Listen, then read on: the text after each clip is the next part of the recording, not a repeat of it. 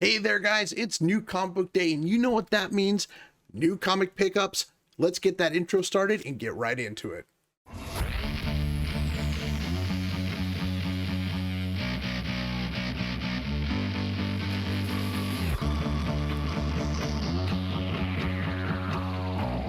How's it going, guys? Welcome back to Oh Brother Comics. Well, today is New Comic Book Wednesday, and Matt and I are here to go over some of the pickups that we picked up today and just talk about some of the books that we're really looking forward to. Matt, how have you been, bro? It's been a while since we've talked and since Nick and I got done with the con, but how you been?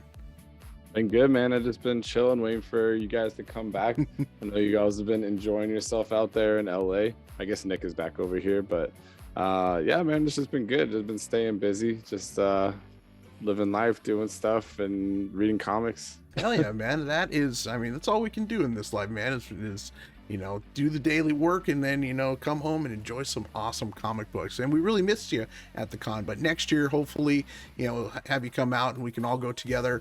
And plus, I'm really looking to coming out there for the Planet Comic Con in April. So hopefully we can go do all that together and do a little road trip kind of thing. I think it'd be fun. Yeah, dude. That'd be super fun to have you out here for sure. Awesome. Well, I guess I'll go ahead and I'll start off with some of the books that I picked up, because I know you usually go digital, and then so let's go and we'll start this off. That cool with you? Yeah, dude. All right. Let's do it, man. All right. So first book, and luckily it wasn't too big of a week because the last couple of weeks have been crazy, and I need to recoup from the con as well.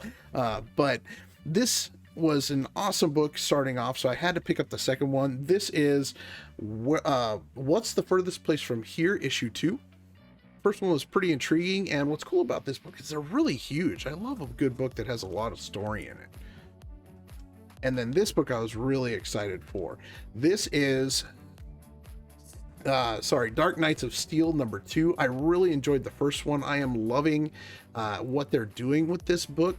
It's very much like a 1602 but DC style, and we get like Superman and Batman as like adoptive brothers, and how Superman's parents are like the king and queen, and they've got like Harley Quinn as the jester. I mean, go figure. But they have Green Arrow and Black Canary in here. It's just such a cool, just new idea, envisioning these characters in that time period. So it's been a lot of fun. Really excited to dive into that. Next book, like Queen Martha. Right? Kind of thing. Why did you say that name? I didn't even think about that, but yes. It's gotta be Martha. Oh my God. Yeah. This, if you haven't read this, Matt, you have to. It's so good, dude. Man. Yeah, no, it sounds cool. I guess I didn't even see that one come out. Yeah, well, check it out on Comixology. It's definitely probably there. But this book also looked interesting. This is about a retired werewolf hunter, or not a hunter, but she is like a werewolf. I'm really intrigued just to dive into this. But this is Lunar Room. Yeah. I don't know if you got to read this yet. I know you tend to jump into them pretty quickly and get some reading done. I've not read that one, but I am actually reviewing that one this week. Oh man, it does look great, and the art on here just looks awesome. Yeah, it has a cool had a cool description. It really stood out to me. Yeah. So really excited to see what your review is, and reading that this week. Next, I had to pick up Basilisk. I am definitely really enjoying this book. I do think that it is probably going to read better as a collection, but this is issue 5, so we're getting close to like arc, length here. So I'm sure we'll be getting a trade here soon, but I'll be reading these all together because it's been a really fun story so far. And then this next one is one that just caught my eye. I'm usually not huge into the events, but Devil's Reign looked pretty interesting, and I don't know what it is with having events that are like rain events in here, but we got a second one as well coming. I don't know if Marvel did on purpose, but we got Devil's Reign. This is a very interesting book, and I had to go with the Momoko cover. It's just an awesome design. That looks good. Of Elektra as Daredevil. That's been like a good story too. I think I'm probably missed the last couple issues, but I was following it a little bit, and I really liked the story. Oh, nice. It was really good. With did you read this one, or are you talking about the Daredevil? No, not that, the Daredevil, but that was like where Elektra kind of takes up the mantle, and Matt Murdock is like in prison, and there's like a weird drug going around, and Bullseye's running amok, and Yeah, I heard so I never saw the conclusion or if it's still going, but it was like a dope story, like right. Daredevil. I heard Kingpin's like mayor. Yeah. Okay. Yeah. Yeah, I gotta read it. I hear a lot of people on YouTube really enjoying it, but I've just never been a huge Daredevil fan. But the story sounds awesome. I'm gonna have to really go back and read it. Yeah, I know, like, man, Daredevil fans, like, they're all about him, man, because I think he just has a good story. I think, like, his books are consistently just really solid. Yeah, and I don't need to be a huge fan of the character. I'm just more into it as long as the story is like really captivating and good, which it sounds like this is. So I'm probably gonna do myself a favor and look at picking that up and just reading through it, especially if this is directly ties into that. Yeah, I would imagine. Yeah, it looked like from what I had seen, and I could be wrong, but it looked like there was a bunch of other like superheroes in there as well, which is what kind of got me intrigued in it. So yeah, maybe I'll try and read some of those beforehand jumping in this.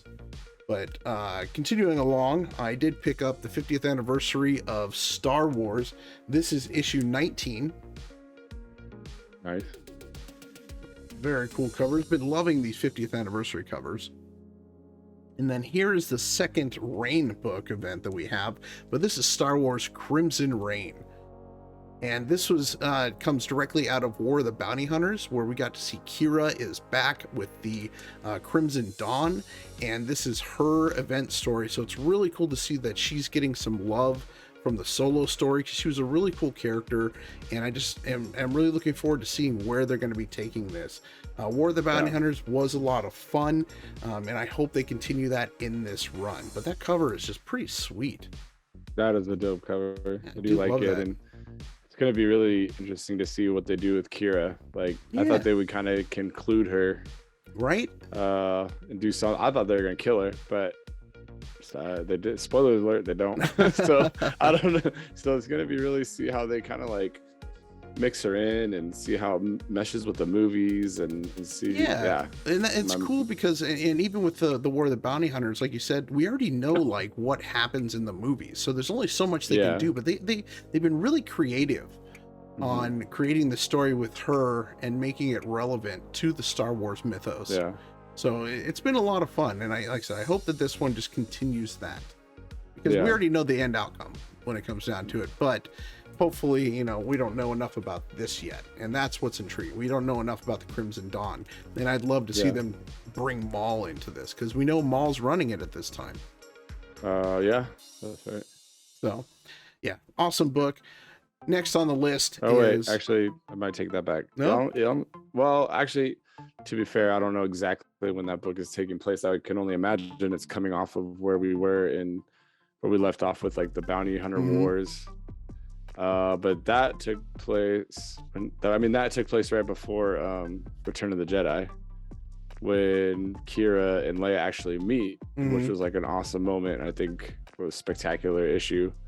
So at that point, isn't Maul? Well, you're right. Maul's dead. No, Maul's long dead. He's you're absolutely right. I didn't even think about that. I was thinking from Solo. So and so then War of the Bounty Hunters. And then I have my timeline off of that. Yeah. So that's like. So Maul's definitely gone. Yeah, because that's where he had already met Obi-Wan. Yeah, because he killed him on Tatooine. Yeah, like before New Hope. Yeah, it was in Rebels. Yeah. So this story, I would imagine, has to be taking place before Return of the Jedi. Like around that time period. It's right before. No, obviously it's right before Luke goes to confront Jabba the Hutt to get Solo back. Yeah, no, you're absolutely right. I didn't even think about that. I don't know why I was just thinking directly from Solo. Like, I got so excited when we got to see Maul running that at that time. I was like, oh yes, please, more. Yeah, it throws you off. They threw this Crimson Dawn, man. It's throwing you off. That's like throwing off the timeline because they're back.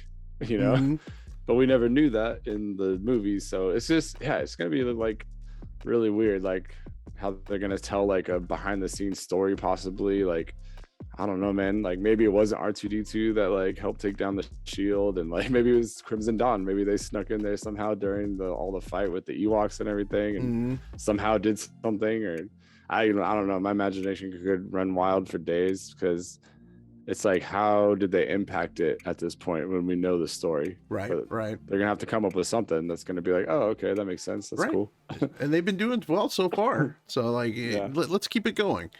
yeah, Um, for sure. Sorry. no, I that's fine. love, Because I I didn't love me even some think Star about that Wars. until you brought it up. I was like, oh wait, no, you're absolutely right. Because Leia's there, but that would mean that it's way after he died. Because they were still, Luke at least was still a kid. So between Yeah, Leia's a kid, and Rebels and all sorts of stuff. So yeah, I mean, it totally makes sense now. But I didn't even think yeah, about all that. I was just yeah. letting my hype train, run wild for this. I was like, uh, yes, please. hey man, it's tough to keep track, dude. There's so many Star Wars stories going on. You got High Republic, you got Kira now, you got the main Star Wars story going. Mm-hmm. Like Oh, Luke's got a yellow lightsaber. It's like, who knows where we're at in the time period right now. that was just such a weird thing. I know, gosh, we can get into this for a while, but yeah, that whole yellow lightsaber thing with Luke was just okay. I mean, he still has it. Yeah. As of issue 19, he's right there on the cover with it.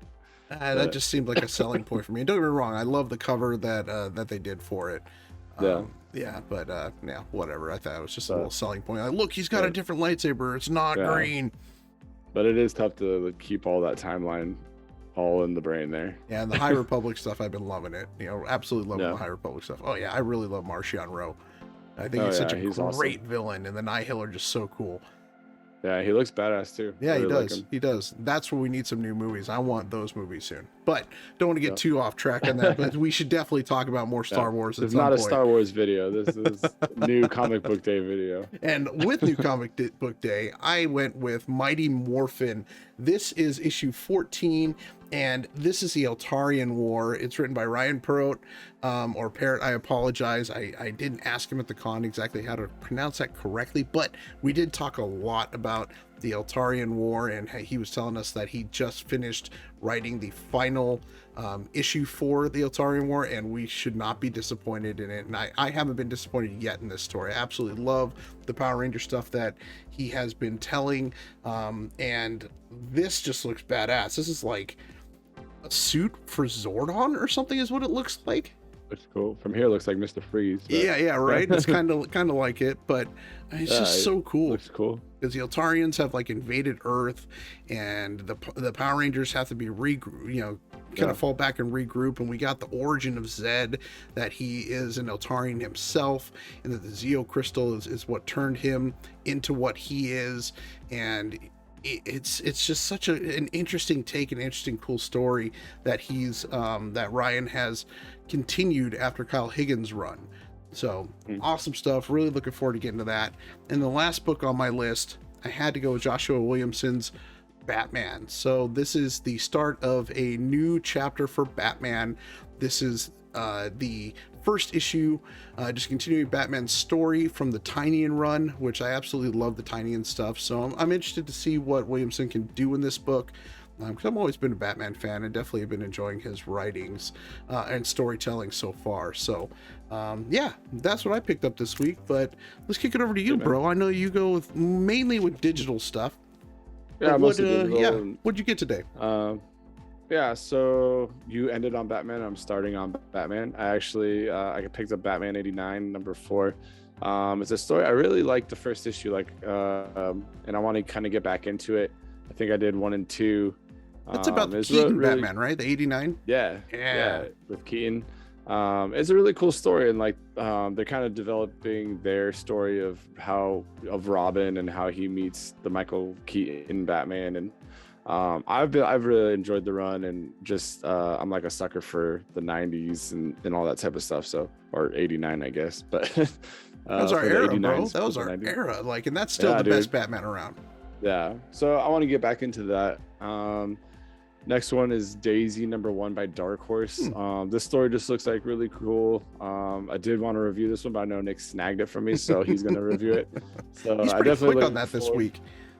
Always, man. He's always so quick. But yeah, so I look forward to see what he says about it. And Dark Horse is they're coming out swinging again, man. It's always Image, and then Dark Horse gets a little better than Image, and then those two kind of seem to. Dude, they're getting Star Wars again.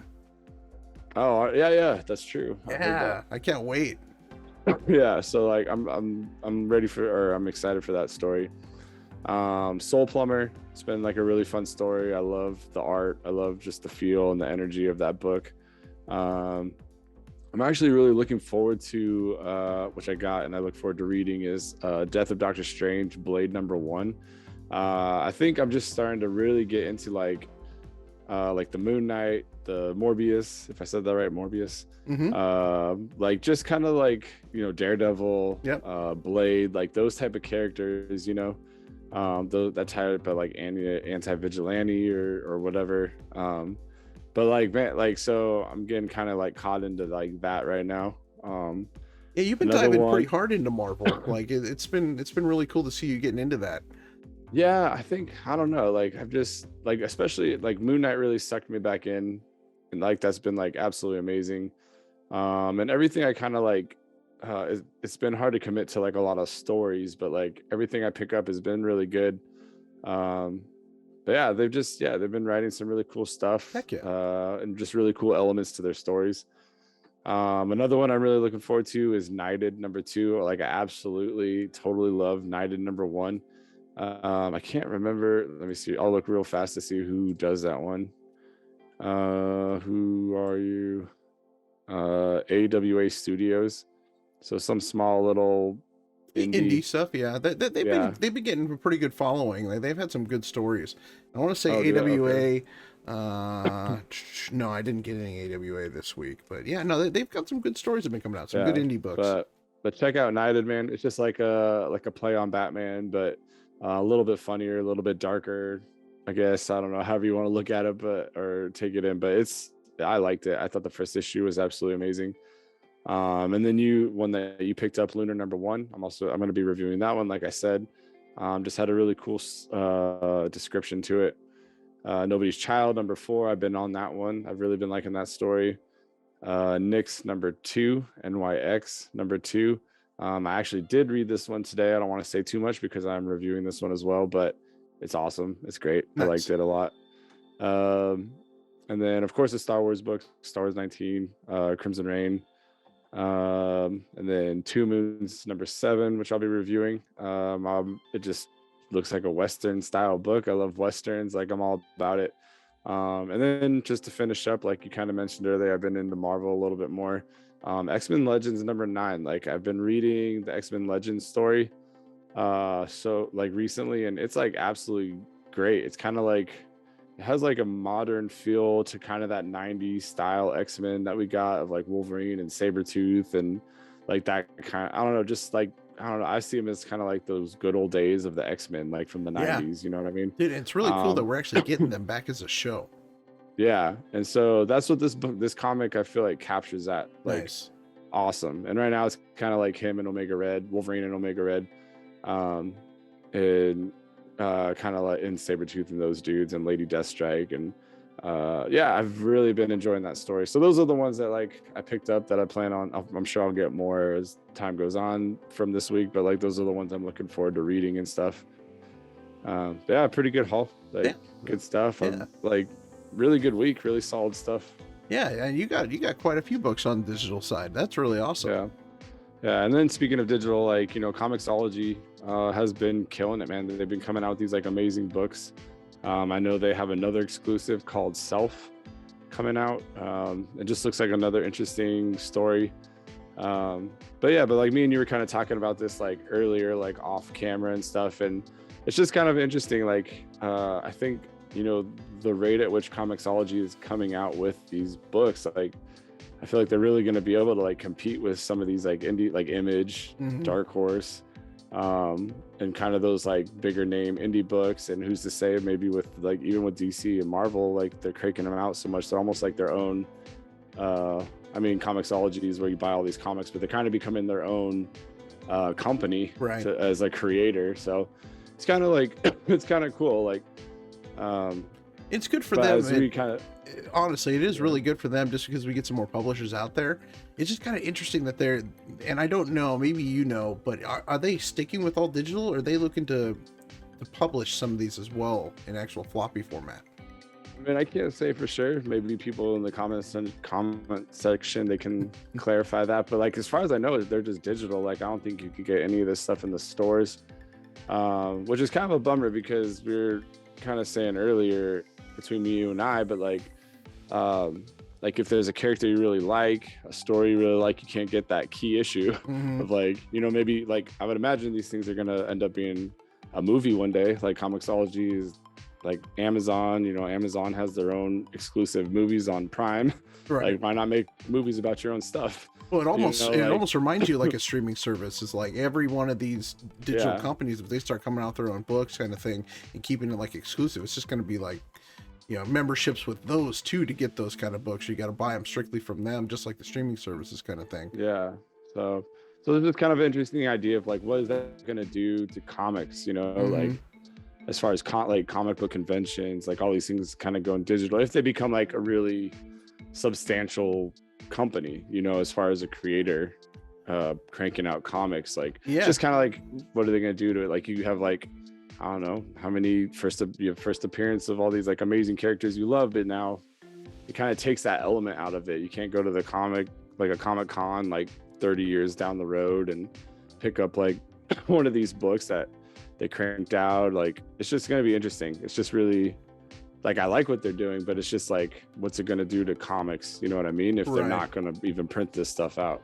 Right, and it is one of those, and you're absolutely right. That's kind of why and nothing against digital, because I do digital from time to time, especially if I don't really have time or can't find a book for whatever reason. But it's something about having a physical book, especially for the money that you're spending on it, that just feels more right to me.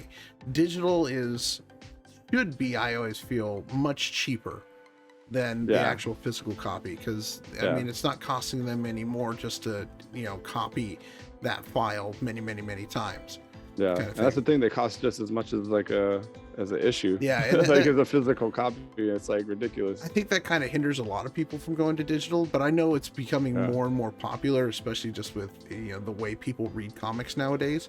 But yeah, I just have a really hard time with spending like $4 or $5 on a digital file that, you know, I technically, I mean, if I want to, I could copy it and send it out, but I'm not going to, kind of thing. So it's just not right. Yeah, But yeah, I yeah. mean, it's just one of those things. It's I don't know. It's a weird dynamic that they're kind of going into with this, and like you said, how's it going to affect the comic industry in general? And I know that that's been a discussion for a number of years since digital has kind of started to grow in the comic scene. And I know that when I was working in the comic shop, it was something that I would bring up with Barry, the owner, about the digital stuff, because it was, you know, people would start going more digital, and that would bring less customers into the shop, and, you know, that would then make us not have to, or make us, you know, kind of downsize our orders and stuff, because, you know, the money would just kind of sit there kind of thing on the shelf. Exactly, yeah. And it does have its repercussions for the shops.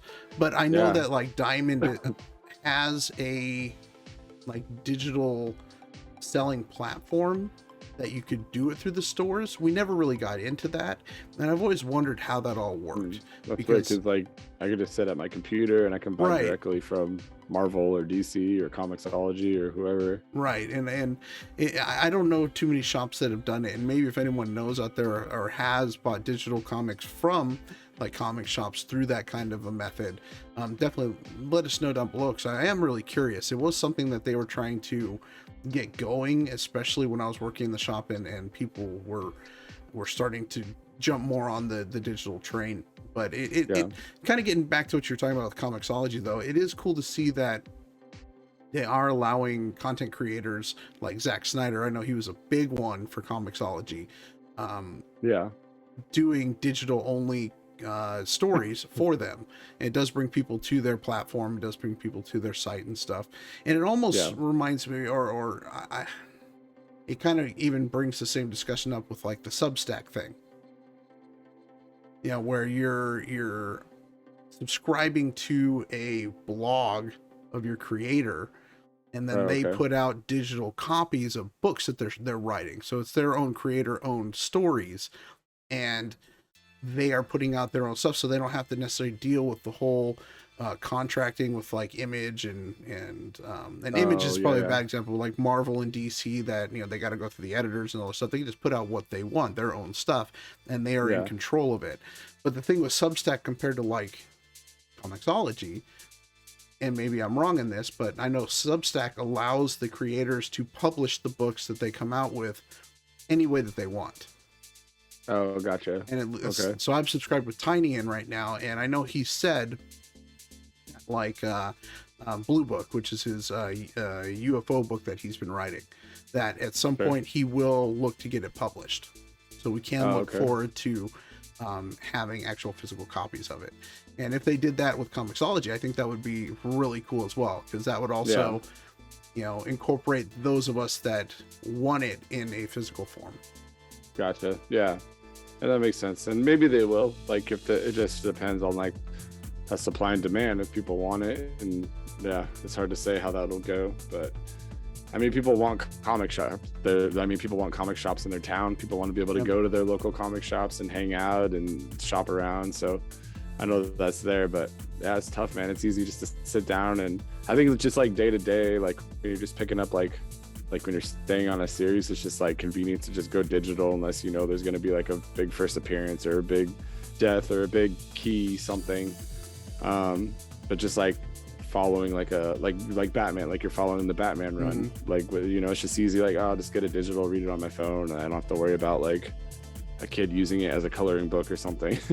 Right. And that, and thank goodness I don't know how many of my nephews over here right now where I gotta hide my books, but getting peanut butter and jelly all in them. But yeah, it'd be interesting to think about like how that can transpire, and that could be like 10 years down the road where it might affect it in some way. Right, yeah, and maybe it's just our generation that is more nostalgic in the collecting aspect of it, because that's what we did as kids. We'd find a character that we liked or a comic that we really liked, and there was just something about keeping those comics, in our collection kind of thing. Yeah, it was never really thinking down the road of like, oh, this is going to be worth a lot kind of thing. It was more like, it was just, no, I actually have that. I own that. It's almost like a piece of history. Oh yeah, dude. In a sense, and I think that's why I tend to stick with the floppies and the physical editions more than the digital. Yeah, for sure. But I mean, with this era where we're getting stuff like NFTs and stuff, and pieces of digital art that people are getting crazy on. Yeah. I mean, maybe that starts happening with. I'm not giving any ideas to go out there and make comics NFT, guys. Please, because that's a whole nother can of worms I don't even want to get into. But yeah, I could see stuff like that, but it's just something about digital. It's just so, I don't know, vulnerable. Like it could be taken away and gone. I'm trying to find the right word for it. Like, I mean, your whole collection could just be like erased. Like Russia or China could hack your phone and just take your comics.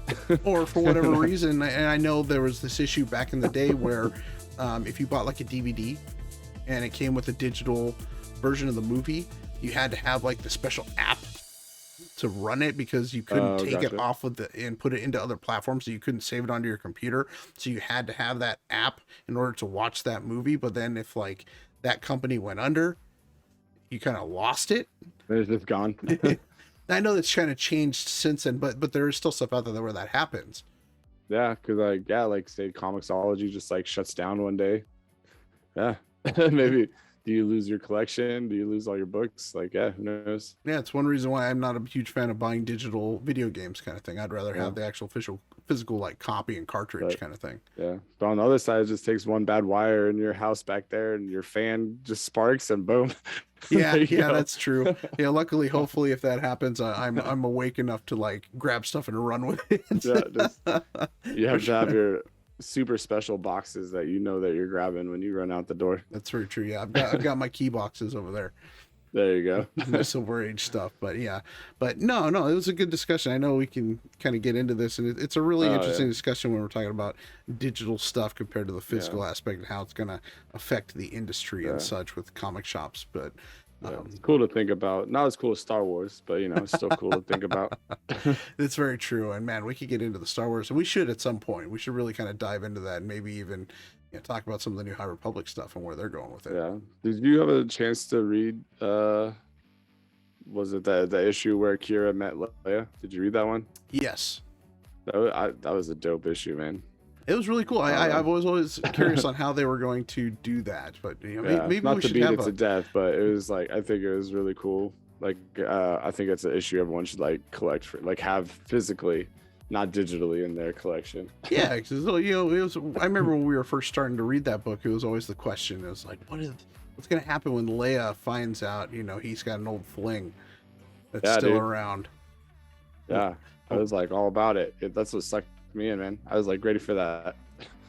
But yeah, we should do a talk on War of the Bounty Hunters. Maybe we'll do a review on it. We'll just, you know, get it all together and we'll just put it together, a big review on the War of the Bounty Hunters. Yeah, dude, I'm down. Awesome. It was a good run. It was fun. Heck yeah. Well, guys, I know this video's been going for a bit. We'll go ahead and we'll end it there.